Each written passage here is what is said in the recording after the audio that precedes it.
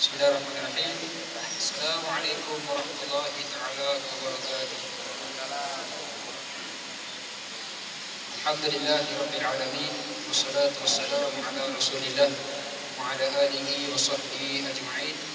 Subhanaka la ilma lana illa ma 'allamtana innaka antal alimul hakim wa la haula wa la quwwata illa billahil aliyyil azim. Bismillahirrahmanirrahim. أعوذ بالله السميع العليم من الشيطان الرجيم. بسم الله الرحمن الرحيم. يرفع الله الذين آمنوا منكم والذين أوتوا العلم درجات. صدق الله العظيم. Pengurusi Al-Fadhil Imam Muslimin dan juga Muslimat yang dirahmati Allah Ta'ala. Alhamdulillah, pertengahan bulan Safar ini kita meneruskan pengajian ilmu kita. Walaupun ramai di kalangan para pengajar kita ni balik bercuti ke Semenanjung, gaji baki yang ada hari saja lah, termasuk aku sekali.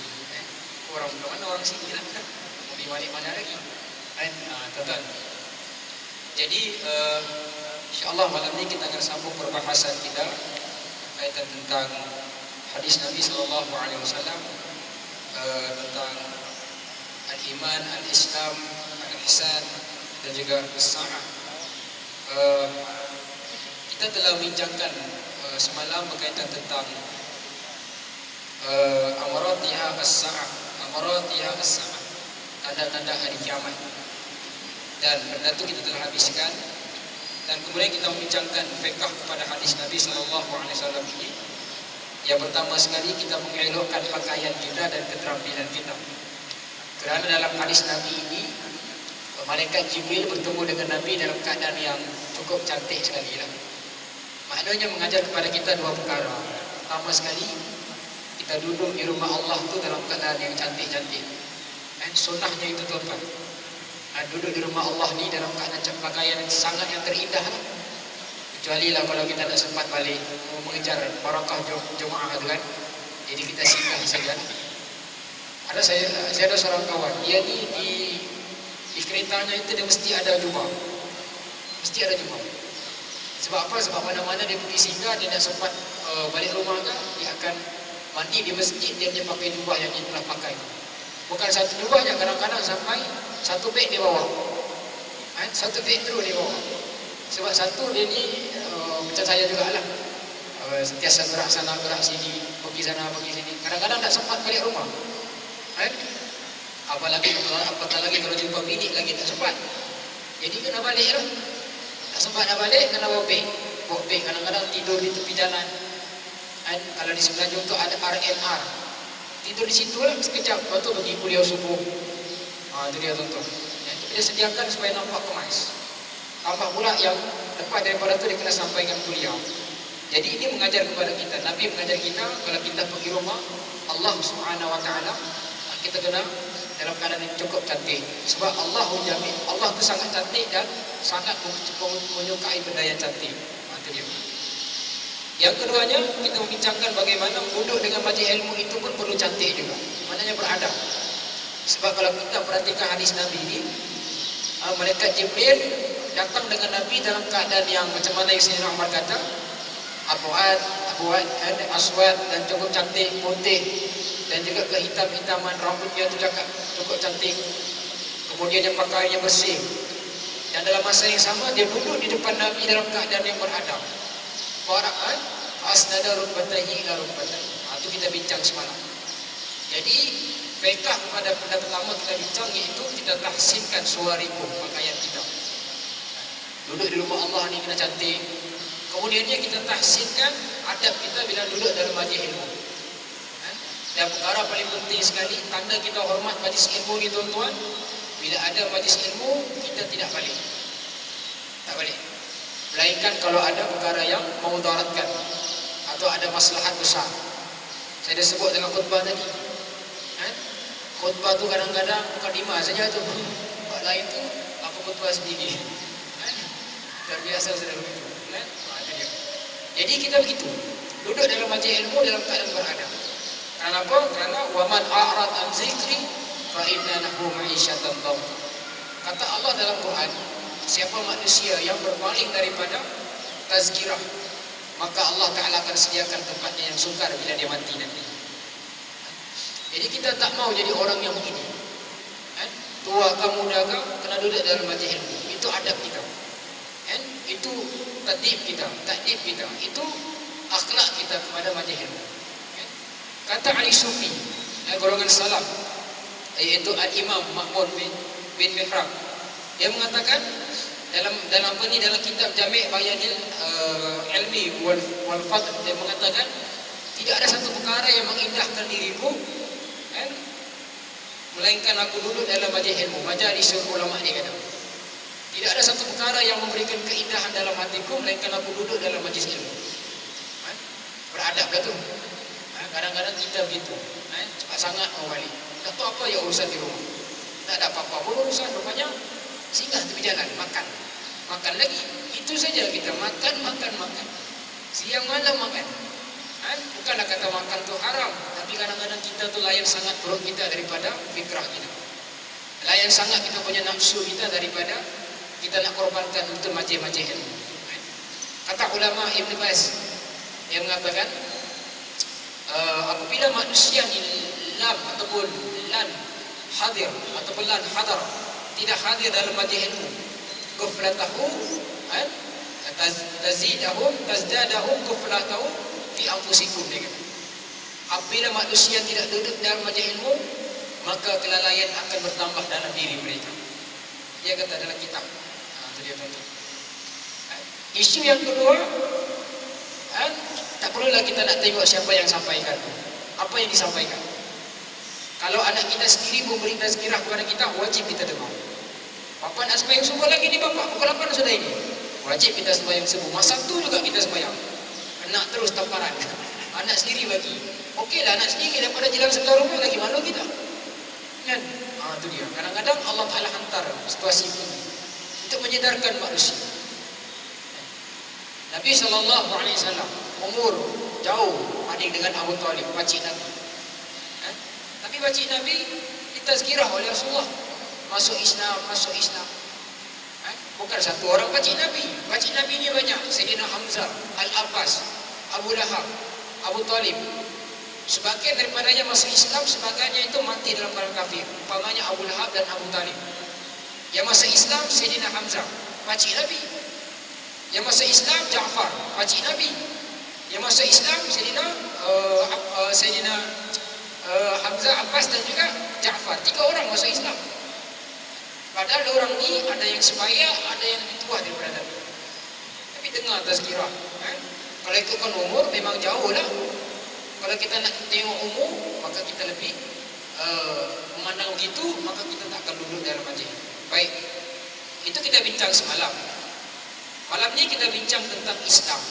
Sebab dalam hadis ni kata Sayyidina Jibril, akhbirni anil Islam. Khabarkan aku apa itu Islam. Nabi pun mengatakan al-Islam an tashhadu an la ilaha illallah wa tuqimas shalah wa tu'tiyaz zakah wa tusuma ramadan wa tahujjal man istata'tu ilaihi sabil. Baik. Kata Syekhuna kita Dr. Ustaz Muhammad dan juga Syekh Haidar Bistor, ini 2 ulama besar daripada tanah Arab. Dia mengatakan apakah itu Islam? Dia kata. Maka ulama ini mengatakan Islam itu ada 2 perkara. Dari sudut loghahnya dan juga istilah. Ini kita biasa dengar. Logohnya adalah patuh, taat. Patuh kepada siapa? Allah lah. Taat kepada Allah. Itu Islam dari sudut bahasa. Dan kita berserah diri kepada Allah. Maksudnya kita menyerahkan segalanya kepada Allah. Itulah Islam. Maknanya baris bahasanya begitu. Dari sudut istilahnya apa dia? Melaksanakan segala perintah yang telah diperintahkan oleh Allah Ta'ala.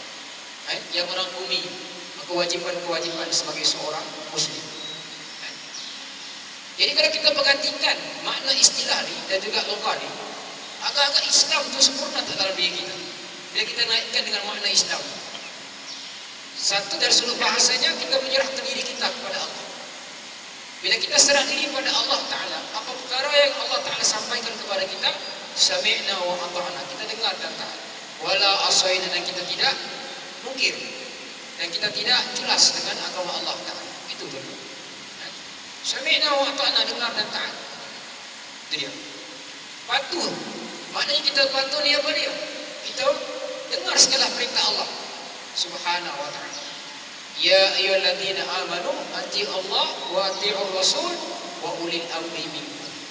Allah kata dalam Quran, ya ayyuhalladzina amanu atii'u Allah wa atii'ur rasul wa ulil amri minkum. Kata mufassir ulama daripada kalangan tafsir, di sini ada perbahasan lagi. Pertama sekali Allah kata ati Allah, perkataan taat itu terang-terang. Yang keduanya ati Rasul, taat kepada Rasul. Yang ketiganya perkataan taat itu tak ada pada tidak ada pada manusia. Wa ulil amri minkum manusia. Maknanya ketaatan kepada manusia tidak mutlak. Paham tak mutlak? Paham sendirilah. Orang suruh kita buat jahat, walaupun orang tu bergelar sebagai pemimpin, kita tak boleh buat jahat. Kata Nabi, la ta'at, tidak ada ketaatan kepada makhluk dalam fi ma'asiyatin. Ini hadis muttafaqun alaih, Bukhari Muslim. Itu dia. Kadang-kadang ada juga kita ni, kita taat pada manusia daripada Allah. Benda-benda jahat yang manusia suruh kita buat, Allah Ta'ala perintah benda wajib, langsung kita tak buat. Maknanya ketaatan pada manusia tak mutlak. Bahkan kalau mak bapak kita suruh kita buat benda jahat, kita tak boleh taat. Kita boleh buka surah Luqman, ayat itu ada. Walaqad Luqmana la tusyrik billah. Lepas tu daripada ayat tu tentang berbakti kepada mak bapak, sebagaimana mak bapak tu menyuruh pada perkara ma'ruf. Kalau tidak, tak boleh. Ya bunayya in taku isqal habbatin min khardalin fatakun fi sakharatin aw fis samawati aw fil ardi ya'ti bi Allah. Itulah ayatnya. Ayat-ayat itu sekitar itu. Tak boleh taat kalau bukan kepada kema'rufan. Tetapi ketaatan kepada Allah dan Rasul ini mutlak. Sebab itu perkataan taat itu, kata ulama Ibnu Katsir yang mengatakan tidak ada mutlak kepada manusia. Taat hanya mutlak kepada Allah Ta'ala. Dan ranking kepada Allah itu nombor satu, baru kepada manusia. Yang bernama Nabi lah, iaitu wati'ur Rasul, pada Nabi. Kalau kita tak taat Allah dan Rasul, maka kita tak menjadikan orang Muslim itu yang sebenar dalam diri kita. Itu dia tuan-tuan. Yang ni kita kena elok, kita balik, tengok balik dalam diri kita. Sejauh mana ketaatan kita ni kita realisasikan dalam diri kita sebagai seorang Muslim. Di sebalik Muslim ataupun Islam yang ada dalam diri kita. Serahkan diri kepada Allah Subhanahu Wa Taala. Waj'alni minal muslimin, dan Allah jadikan kita orang-orang yang beriman, orang-orang yang beragama Islam. Bila sebut agama Islam, bukan nama saja, serah diri. Apa Allah Ta'ala perintahkan, wajib buat, sama ada kita suka ataupun tak suka. Sama ada kita nak mau ataupun tak mau, wajib buat. Itu perintah Tuhan. Kenapa? Ati Allah, taat kepada Allah mutlak. Sebab Allah tidak akan menyuruh kepada kehancuran, tidak akan, atau kerosakan, tak pernah akan. Tidak ada dalil begitu, dan tidak akan ada dalil begitu. Cukup dah dalil yang ada ni yang menyuruh kepada ketaatan kepada Allah Subhanahu Wa Taala. Baik, itu dari sudut lugah. Dari sudut istilah dan syaraknya dikembangkan pula perbahasan itu oleh ulama ni. Syaraknya pula tertegak kepada 5 rukun, itulah Islam tu yang telah disampaikan oleh Nabi tadi. Sebenarnya bertepatan juga malam ni kita bincang bab akidah. Nampak? Sebab Ustaz Syafi'in kita mengajar bab akidah. Malam ni pun hadis ini hadis bab akidah sebenarnya. Dari sudut syaraknya yang tertegak dengan 5 rukun. Yang benda ni memang kita selalu dengar. Tapi kadang-kadang kita tak buat benda tu. Sebab tu perlunya ada ada tazkirah, ada peringatan dan sebagainya. Paling simple pun khutbah Jumaat seminggu sekali. Itulah peringatan kita. Kalau kita perhatikan apa yang disebutkan oleh khatib, ya ayyuhalladzina amanu taqullaha haqqa tuqatih, isim mubalaghah. Sifatnya itu bukan taqullah saja, haqqa tuqatih, haqqa, benar-benar takut. Wala tamutunna illa wa antum muslimun. Dan jangan kamu mati melainkan dalam keadaan Islam. Nampak tu? Maknanya kalau kita mati dalam keadaan tak Islam, Allah gelap masa depan kita. Mati dalam keadaan tak amal Islam, separah gelap namanya. Mati dalam menentang orang yang bawa Islam, cukup redup dia punya masa depan di akhirat kelak nanti. Itu dia.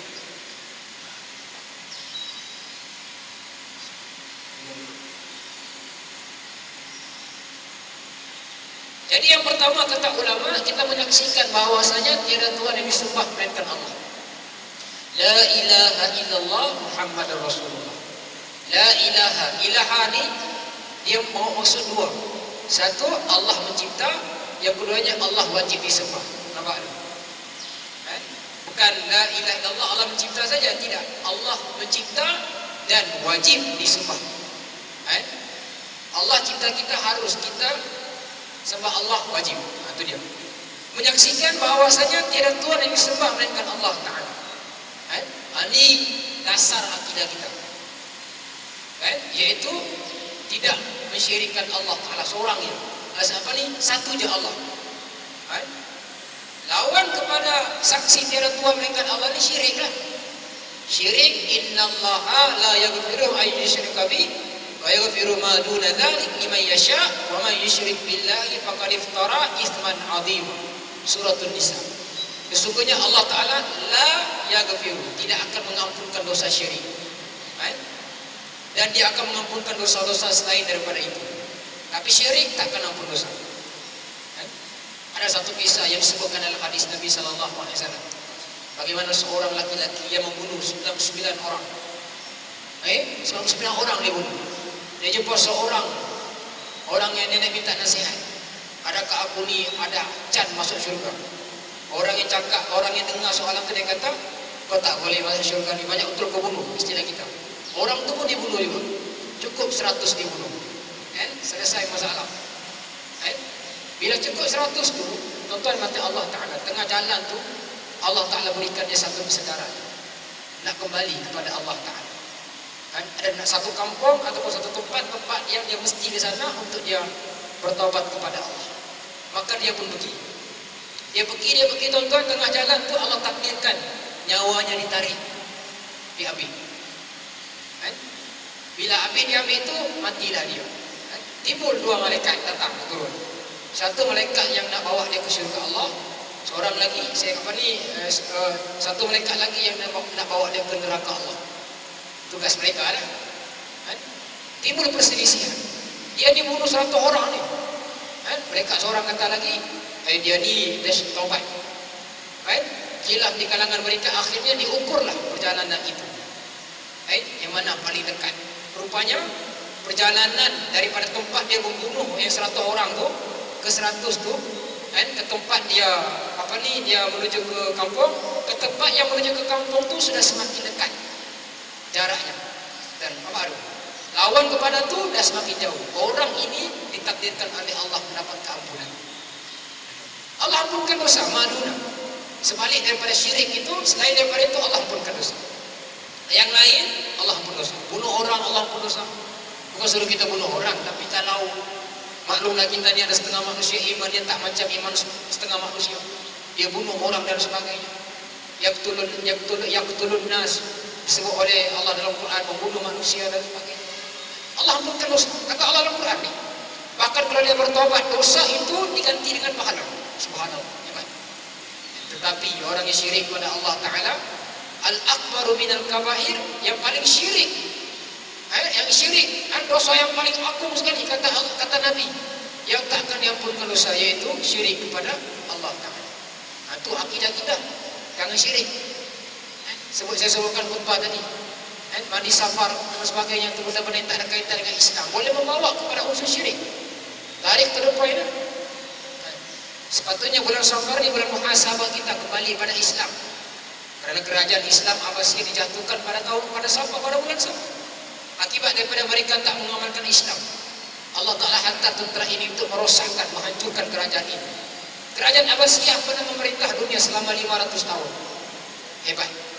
Sekejap ya Allah Ta'ala. Tak sampai 2 bulan hancur kerajaan ini. Kerana apa? Kerana sebagian daripada umatnya tidak kembali kepada Allah Ta'ala. Merosakkan Islam dalam diri mereka. Tak sembahyang, minum arak dan sebagainya. Pergaulan bebas antara perempuan dan laki-laki. Ingat zaman kita aja begitu, zaman dulu-dulu dah ada sebenarnya. Zaman dulu sudah ada sebenarnya. Jadi kata Allah dalam Quran begitu. Sebab apa? Sebab kita bincang yang pertama ni, tiada Tuhan disembah melainkan Allah Ta'ala. Saya sebutkan banyak lagi hadis Nabi. Nabi sebut dalam hadis yang diriwayatkan oleh Bukhari, kitab Asy-Syahadah, Ala unabbiukum min Allah unabbiukum bil Allah ala unabbiukum bi akbaril kabair. Kata Nabi sallallahu alaihi wasallam, asyirku billah, kata Nabi. Adakah kamu tunjukkan kamu dosa yang paling besar sekali, kata Nabi, yaitu syirik kepada Allah Taala. Ini hadis Bukhari. Saya dah sebutkan sebelum daripada ini. Hadis Bukhari adalah hadis yang paling di antara hadis yang sahih. Tak boleh bertikai sanadnya. Bukhari ini antara imam hadis yang paling tegas dan paling tasdid dalam meriwayatkan hadis Nabi, bukan sembarang. Jadi maknanya hadis yang disebutkan ini adalah hadis yang benar. Hebat. Ini bukan hadis daripada berita harian kah, daripada WhatsApp kah, Telegram kah, IG kah, tak ada. Itu kadang-kadang mengarut itu. Tapi kalau hadis Nabi ini tak mengarut. Ini adalah wahyu daripada Allah Taala. Banyak lagi hadis Nabi ini. Saya sebutkan lagi. Man baddala dinuhu faqtuluh. Siapa yang menggantikan agamanya murtad, maka akan dibunuh. Ini banyak perbahasan ulama. Perbahasan itu kita tak boleh nak bincang malam ini. Cuma nak katakan siapa yang badal. Badal ini tukar agama. Antara azab dunia itu dia kena dibunuh. Di sini ada timbul perbahasan ulama. Sebelum dibunuh itu dia kena bagi ruang dulu. Setengah ulama mengatakan sampai 3 bulan. Kalau tak kembali pada Allah Ta'ala, pancung kembali. Jadi, sebab apa? Sebab dia telah tukar agama. Illa tanfiru yu'azibukum 'adaban 'alima wa yastabdil qauman ghayrakum wa la tadurru syai'an. Kalau kamu tak mau kepada agama Allah Ta'ala, aku akan gantikan dengan orang yang mau kepada agama Allah. Dan siapa yang tukar agama, siapa yang berpaling pada agama Allah, wa la tadurru syai'an, tak beri darurat kepada Allah sedikit. Jadi kenapa jadi begitu? Kena bunuh dan sebagainya, supaya dia taubat kepada Allah, supaya dia kembali kepada Allah Ta'ala, supaya dia kembali mentauhidkan Allah Subhanahu wa Ta'ala. Ini ajaran Islam. Itu dia, tuan-tuan. Jadi syirik kepada Allah lawan kepada mentauhidkan Allah Ta'ala. Saya ingat di tahun ini masih banyak lagi perkara-perkara yang kita perlu perbaiki. Banyak sangat, tuan-tuan. Terpaksa lah aku cakap, walaupun kadang-kadang pahit daripada obat yang ada di hospital Tawau itu. Kadang-kadang terkena pada keluarga sendiri, nak buat macam mana? Karut-karut kita buat.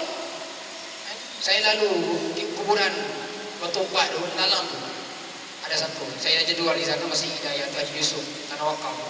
Saya lalu kuburan tu, Masya Allah, pelik-pelik ada. Kain kuning lah, apa dah, benda lagi, makanan lah, la ilaha illallah. Daripada kau letak makanan situ, baik kau bagi aku makan, tapi jangan sedap lagi, dapat pahala bagi ustaz makan.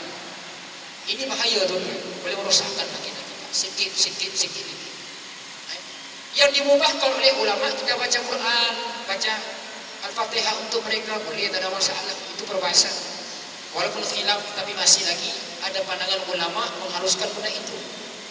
Tapi letak botol, letak kuning, letak tu semua pelik-pelik yang tak sepatutnya letak, itu tak ada perbahasan ulama, tak ada khilaf. Memang tak ada kaitan dengan Islam. Tuan-tuan, letak itu, sudahlah kita letak simen sampai 3 tiang, 3 tingkat tu, itu pun sudah disebut, boleh dipertikaikan. Kenapa kita buat gitu? Tanah tu bukan tanah yang lembik pun. Sudah kita terang-terang, kita dah tolak hadis Nabi. Nabi tegak kita buat gitu. Tapi bila kita tengok kuburan-kuburan kita ni, sudah kita dah tolak hadis Nabi dah. Kita amalkan Islam dah terang-terang. Mati pun masih lagi tak amal Islam. Itu dia. Bukan salah yang mati itulah. Yang buat tu. Yang buat tu. Ini masalah kita. Masalah-masalah tentang benda-benda yang boleh merosakkan akidah kita. Oh, terus rosak ke Ustaz? Tidak. Ada satu kaedah dalam Islam, iaitu satu zara'i. Satu zara'i ini satu kaedah fiqh. Apa maknanya? Iaitu Islam mendidik, mentarbiah umatnya supaya bersikap ihtihad, berhati-hati. Umpamanya kalau kita Islam haramkan kita makan ini benda haram.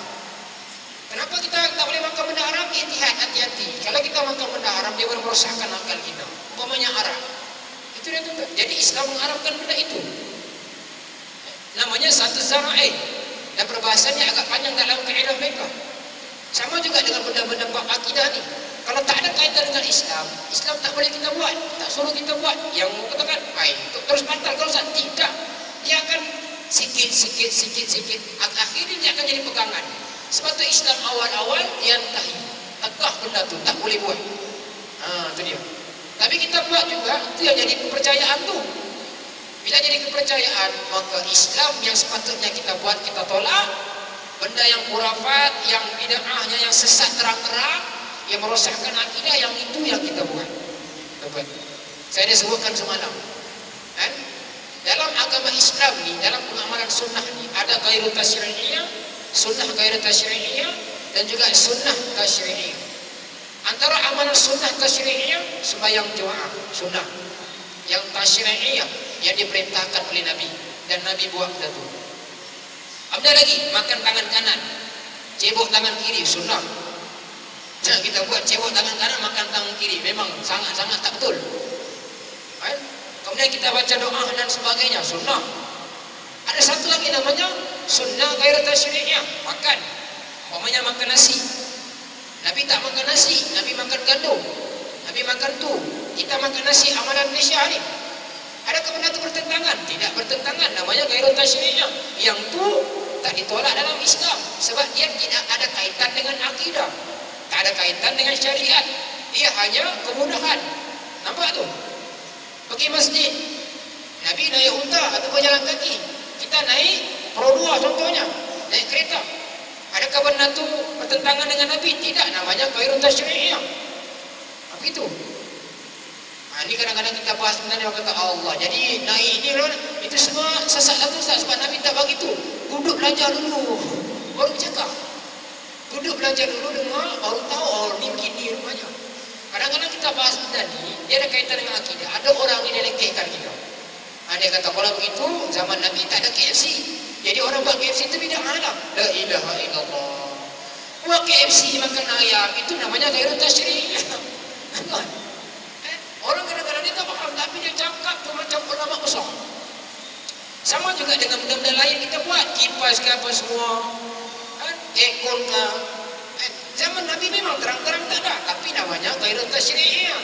Bukan dikaitkan dengan sunnah, dia kemudahan. Bila sebut kemudahan, kita buat tak ada masalah. Jangan kita persempitkan Islam. Yang saya sebutkan ni, yang terang-terang dikaitkan dengan Islam, dengan akidah. Kuburan kaitkan dengan akidah. Banyak hadis Nabi tentang itu. Nabi kata fa innahu fi ibrah, di sana ada ibrah. Pergilah kamu kuburan. Awal-awal memang aku tegak, tapi lepas daripada pergi kuburan sebab ada peringatan di sana. Hadis Nabi. Perbahasan ulama tentang qiraatul Fatihah. Berpadukan kepada dalil, ada dia punya perbahasannya. Itu tak ada masalah. Kan? Dia ada kaitan dengan akidah. Dan yang jadi masalah tu yang tak ada kaitan dengan akidah, kita kaitkan dia dengan akidah. Dan akhirnya dia rosak. Itu saya sebutkan. Akidah Islam ni tuan-tuan, dia bersifat luas. Tak boleh kita sembahyangnya selesai masalah akidah. Tidak. Kan? Kita kena belajar akidah ni, duduk dalam majlis ilmu. Kan? Tafaqquh fiddin. Kan? Kaji akidah Islam. Barulah kita boleh mantapkan Islam. Kan?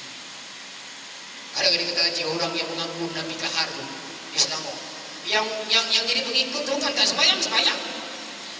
Dia sembahyang. Golongan Syiah bukan tak sembahyang. Serban dia besar lagi daripada ni. Tapi kenapa dia sesat? Sebab dia mempercampur adukkan di antara dalil dan juga nafsu. Dia buat Quran baru. Namanya Tafsir Al-Kahfi. Dia merosakkan hadis-hadis Bukhari. Nampak? Yang ada kaitan Islam tu dia rosakkan. Tu jadi sesat. Golongan Khawarij, golongan Syiah, golongan apa lagi? Golongan Mu'tazilah, golongan Qadariyah. Ini ada kaitan dengan akidah. Sebab tu para ulama berjaga-jaga benda ni. Itu je. Benda-benda ilmu hitam, ilmu halus, itu semua ada kaitan dengan Islam. Yang saya sebutkan aircon, kipas, itu tak ada kaitan langsung dengan akidah. Kita letak pun tak batal akidah. Kita tak letak tak batal akidah. Nampak tuan-tuan? Ini perbahasan ulama. Sebab tu kita kena duduk dengar. Sebab yang pertama ni kita bincang tentang kalimah la ilaha illallah Muhammadar Rasulullah. Yang ni saya ingat kita dah bahaskan secara detail dalam kitab Aqidah Ahlussunnah wal Jamaah yang dikarang oleh Syekh Almarhum Ustaz Said bin Ibrahim, mantan mufti Sabah. Buku tu ada belakang. Ini versi baru ni tuan-tuan. Dengan saya versi baru, versi lama. Saya dah telaki dengan guru saya buku ni. Sangat baguslah buku ni. Walaupun di sana ada perbahasan yang kontradik, di antara perbahasan ulama. Ya salah tu. Kita jangan jadi ulama baru pula. Duduk mengaji kita pun kadang akidah kita pun tak mantap lagi. Duduk yang mengajar, duduk belajar dan duduk dengar dan sebagainya. Saya pun mengajar dan mendengar sekali.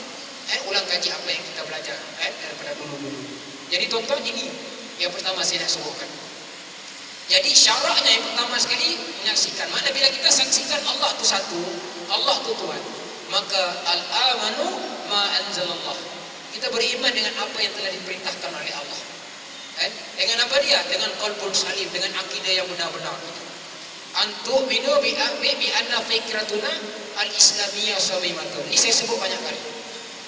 Beriman dengan Islam yang benar-benar Islam, tak ada kaitan dengan benda-benda lain. Bila kita sebut benda-benda lain, itu yang kadang-kadang merosakkan akidah kita. Tak meyakini kuasa Allah Ta'ala, tak meyakini perintah Allah Ta'ala. Dan kadang-kadang lagi teruk daripada itu, mengkritik pula perintah-perintah Allah Ta'ala. Adakah di Malaysia ni golongan tu? Kenapa orang Islam patut pakai tudung? Kalau kita baca majalah Al-Islam, pengarangnya, saya ingat di bawah tu ada jual. Saya pelik kenapa dijual. Ada dijual, saya baca. Golongan namanya Astra Jabat. Astra Jabat ni dia pernah mengkritik wahyu Allah Ta'ala. Dia mengatakan azab kubur tidak ada, tak wajib perempuan ni tutup aurat. Dulu dia pernah berbahas dengan ulama-ulama di Malaysia. Saya perhatikan di bawah tu ada kawan-kawan kita juga. Orang-orang begini tak payah jual dia punya karya, rosak.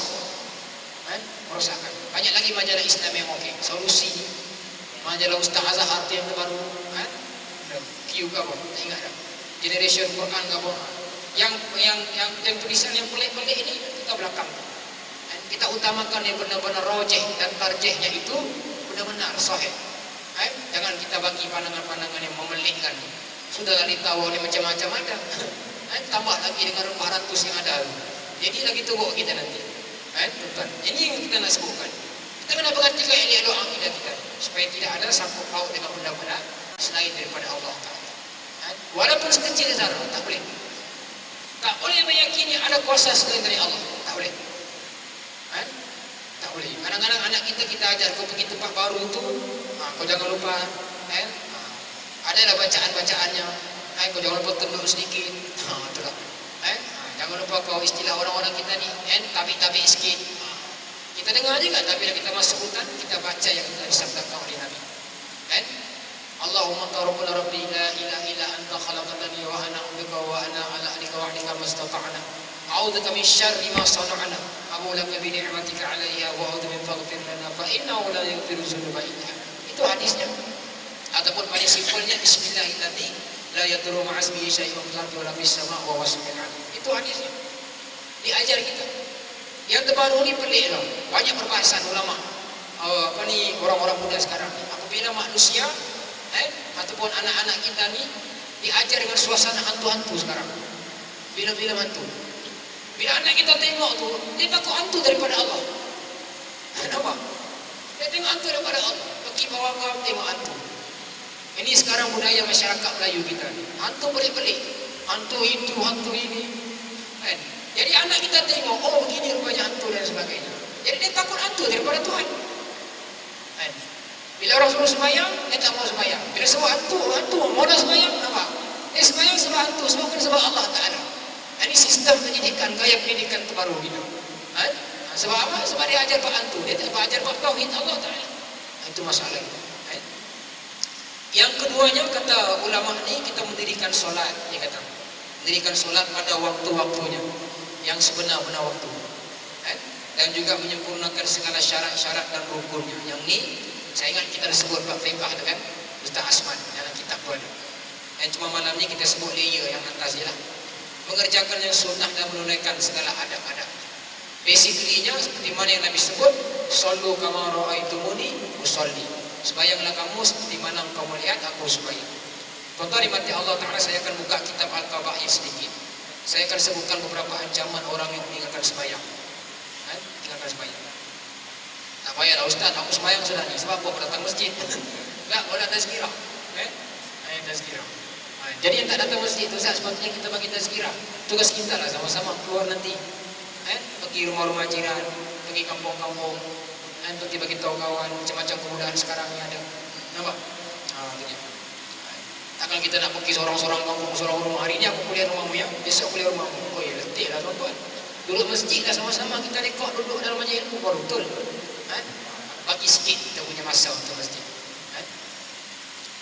Banyak hadis Nabi ni, saya sebutkan hadis yang agak mantap sedikit lah.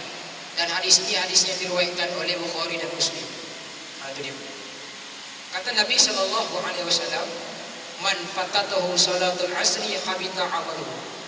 Ini dia kata siapa yang meluputkan solatnya asar sebagai bentuk pengingkaran, maknanya dia tinggalkan solat asar, maka segala amalnya itu terhapus, dia kata. Masa zuhur dia impak 1 juta ringgit, tiba-tiba asar dia tak sembahyang dengan ingkar, maka terhapus segala amal. Hadis ini diriwayatkan oleh Bukhari. Nampak tuan-tuan? Itu kehebatan orang yang tinggalkan sembahyang. Syaratnya yang kedua, mesti dirikan sembahyang. Sallu kama ra'aitumuni usolli. Sembahyanglah kamu seperti mana engkau lihat aku sembahyang. Ikut sunnah Nabi dan sebagainya. Tak apalah benda tu mungkin dah diperbahaskan dalam kitab Fiqh bin Haji dan mazhab Syafi'i, Ustaz Asman kita. Saya sebutkan hadis Nabi lagi, hadis daripada Muslim. Kata Nabi SAW, bainal abdi wal bainasy syirka tarkus shalah. Oh, ini lagi hebat hadisnya. Nabi kata, antara hamba, antara beza hamba yang syirik dan yang tak syirik ini meninggalkan solat, dia kata. Seorang hamba dengan kemusyrikan, maknanya antara beza orang yang musyrik dan orang Islam adalah orang yang meninggalkan sembahyang. Maknanya kalau kita tak sembahyang tu, muwassafat, ciri-ciri orang yang musyrik. Itu Nabi sebut. Dalam kitab mazhab Hambali, pandangan mazhab Hambali, orang yang tak sembahyang ni murtad juga, kufur. Dia ambil daripada hadis Nabi, dia kata apa? Nabi kata,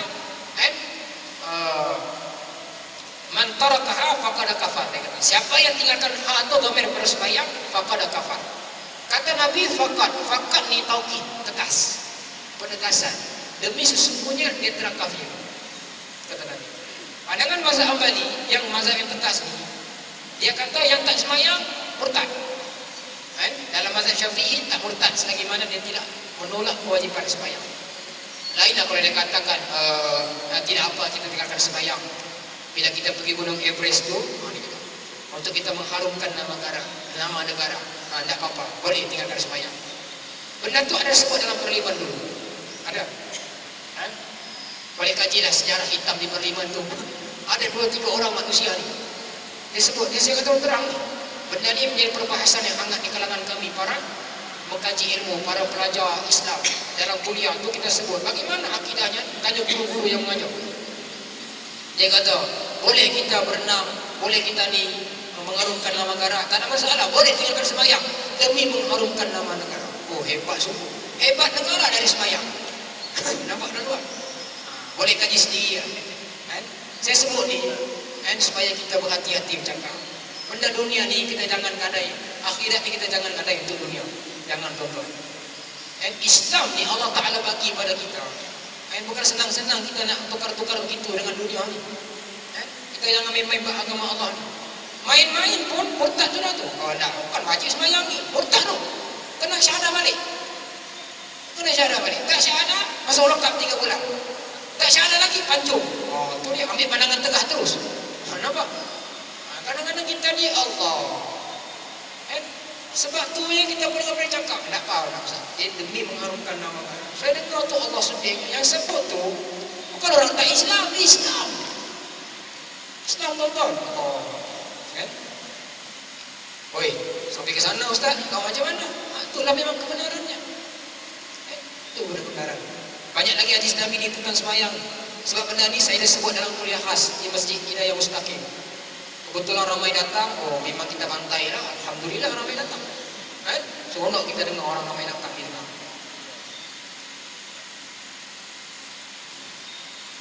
Cukuplah tu tuan-tuan, satu je lah, 2. Bukan banyak-banyak nanti pedih pula telinga. Apa sembahyang tu kena pedih telinga, ni tak sembahyang lagi pedih telinga kan? Nak buat macam mana punya? Tidak penting yang tazkirah. Bagi getar sikit telinga tu. Kalau tak tergetar telinga, nak bukan nama yang tazkirah. Nama namanya semang santai. Semang santai bukan di kuliah, di depan masyarakat tahu sana, dewan masyarakat. Ataupun dewan depan pakwir sana. Itu namanya baru semang santai. Ini bukan semang santai. Ini semang fiqh, semang agama. Memang kadang-kadang terasa dalam diri kita, Allah, pernah aku buat tu. Tak sembahyang. Aku pernah buat ni. Cuma ada perbahasan ulama lah. Mungkin di kalangan kita ni kan ada yang tinggalkan sembahyang dulu lama. Kita kembali pada Allah pun umur 40 tahun. Zaman jahiliyah dulu 24 tahun kita tak sembahyang. Umpamanya lah contoh. Kita ambil contoh. Di sana ada perbandingan ulama. Dia kata ada satu pandangan ulama ada agak tegas, wajib dia kodok sembahyangnya. Dia kena buat murajaah, ambilkan kereta. Kira, dalam 2000 rakaat juga ni ustaz. Wajib 2000 rakaat. Lebih jadi sunat. Kurang tak boleh, haram. Nampak? Ada satu pandangan ulama yang lebih mudah, dia kata apa? Sembahyanglah selama mampu, gantilah. Tak payah kita nak kira.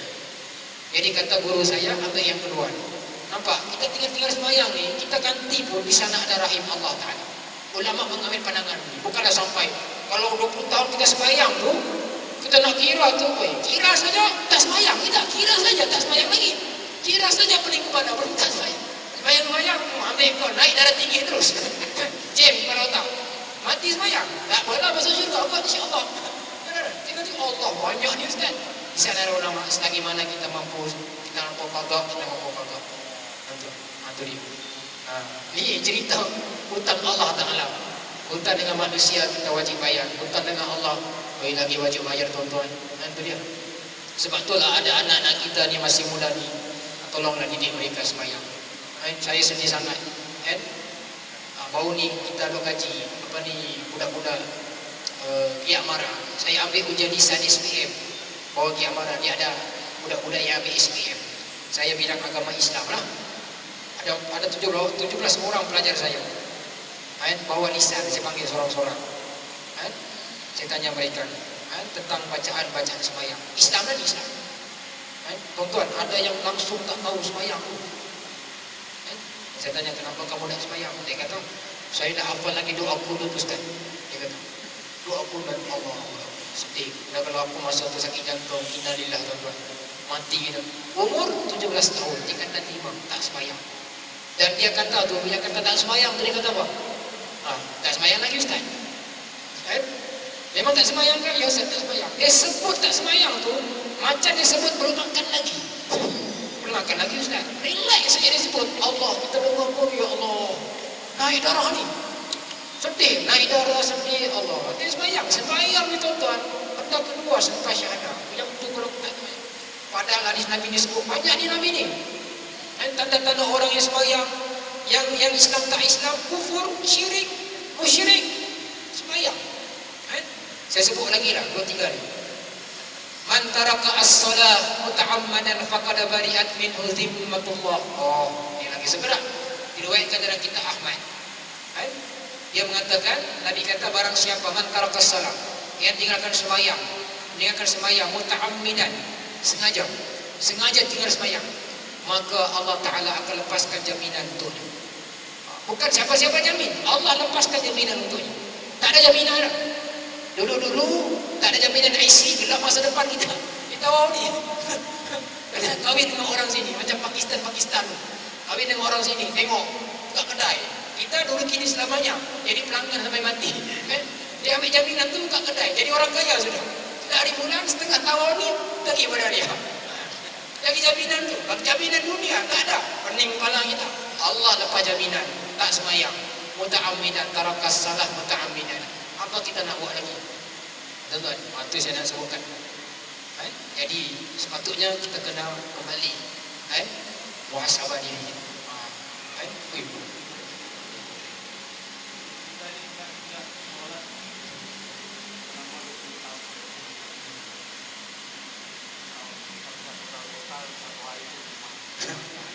Lima kali darat 17 rakaat tu je.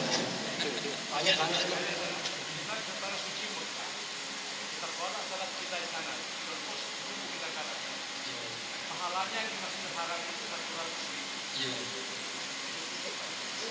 Dia tak ada kaitan dengan dalil hadis tu. Qada tetap qada.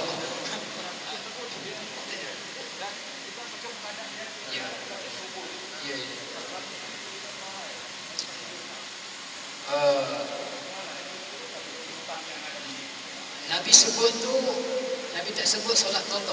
Nabi sebut solat dia lah. Dan solat selain qada, sama ada solat wajib ataupun solat sunat. Tapi biasanya kalau orang lazimnya bila kita duduk di Mekah ni, kita taubat nasuha insya-Allah. Dan kita kena yakin Allah Taala terima taubat kita. Jangan kita doa-doa, kita tak terima ya. Jangan. Kita yakin Allah Taala terima. Kita kata Abu Sufyan di musuh Islam. Anaknya Muawiyah bin Abu Sufyan, sahabat Nabi, penulis wahyu. Abu Sufyan di setengah hidupnya menentang tegar Islam. Kita tinggal semayang, kita tentang Islam lagi. Kalau tentang juga, jahat sungguh lah kita. Macam Abu Sufyan juga ada. Tapi Abu Sufyan itu tuan, lepas Fathul Makkah tu dia kembali pada Islam. Dia merujuk pada Nabi SAW. Dan Sayyidina Umar tengok dia, lalu diiringi oleh Abbas. Oh, ni musuh Islam ni, dia kata. Sayyidina Umar sedia sudah dengan dia punya pedang. Orang ni wajib dipancung. Ibn Katsir sebut dalam kitab tafsir tentang sirah ni. Tapi Nabi SAW buka rahmat untuknya, kembali pada Allah. Padahal setengah hidupnya bukan lagi tak semayang, menentang Nabi. Dan dia lepas masuk Islam, dia jadi ahli orang yang berperang untuk Islam. Dalam perang Uhud dan perang-perang lain dia masuk. Keturunannya keturunan Islam. Dia tobat pada Allah Ta'ala. Bahkan Nabi bagi gambaran ataupun berita baik untuknya tentang syurga Allah Ta'ala. Jadi kita kena ni lah. Satunya kita kena taubat nasuha. Ya ayyuhalladzina amanu tubu ilallahi taubatan nasuha. Taubat dengan sungguh-sungguh. Yang keduanya, jangan taubat saja. Kita selesaikan hutang kita kepada Allah. Biarlah kita susah di dunia ni, jangan kita teruk nanti di belasah di akhirat Allah Ta'ala. Yang saya sebutkan tadi, selagi mana kita mampu, kita sembahyang. Sembahyang tu janganlah sampai kita tak makan tuan-tuan. Janganlah sampai kita sampai berak pun kita tahan juga. Kadang-kadang mau qada sembahyang. Tidak. Qada masih manis tentak tu. Dengan qada yang semampu. Itu dia. Nabi tak sebut yang tentang solat kita qada tu 100,000 tu memang ada dari sebut benda tu sahih. Nak qada dengan tu, nak apa ni kita nak kabur dengan qada, tak ada kaitan itu. Hutang tetap hutang. Kita bayar. Itu tidak ada kalkulator dalam sunnah. Tak ada sunnah. Tapi kita kena ingat, bila kita kembali pada Allah Ta'ala, insyaAllah Allah akan gantikan dosa itu menjadi pahala. Ini Allah sebut dalam Quran sendiri. Itu dia tuan-tuan. Baik. Wallahu a'lam sekadar itulah. Kita berhenti setakat itu dulu. Perbahasan kita yang kedua, yang pertama dan kedua, yaitu menyaksikan tiada Tuhan yang disembah melainkan Allah. Yang keduanya kita mendirikan sembahyang dengan sunnahnya, dengan rukun-rukunnya, dan juga dengan adab-adabnya insyaAllah. Akan datang nanti kita akan sambung pula mengeluarkan zakat, mengerjakan haji, dan juga berpuasa di bulan Ramadan. Ma asabaka min hasanatin min Allah, wa ma asabaka min sayyi'atin min nafsik. A'udzubillahi minasyaitonir rajim. Bismillahirrahmanirrahim. Allahumma fa'alna bima 'allamtana wa 'allimna bima yanfa'una wa la tuzidna 'ilma. Rabbana atina fid dunya hasanah wa fil akhirati hasanah wa qina 'adzabannar. Sallallahu ala Muhammadin karim wa ala alihi wa sahbihi wasallam. Alhamdulillahirabbil alamin. Assalamualaikum warahmatullahi wabarakatuh.